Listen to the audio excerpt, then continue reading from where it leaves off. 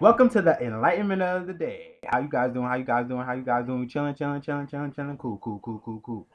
The enlightenment of the day is a sneeze travels out your mouth at 100 miles per hour. That's crazy. I never knew that. I sneezed earlier today and I'm thinking like, you know, sneezing. Why did God invent sneezing? I got a fact. Sneezing is an automatic reflex that cannot be stopped once you start sneezing. Also, let's talk about why people say God bless you after somebody sneezed.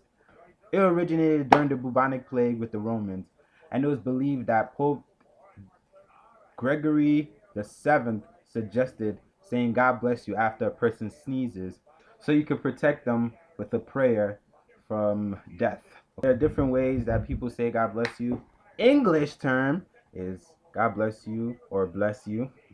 The German term is Gesundheit.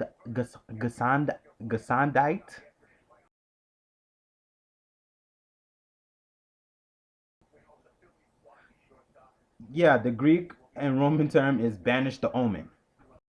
The Hindu version is live. The Zulu, like African Zulu, the the Zulu is I am now blessed.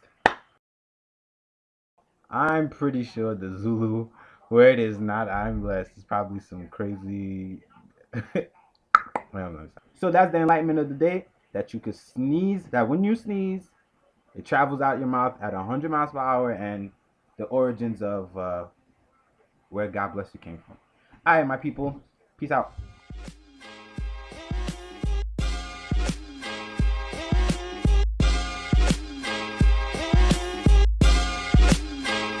Oh, Gesundheit.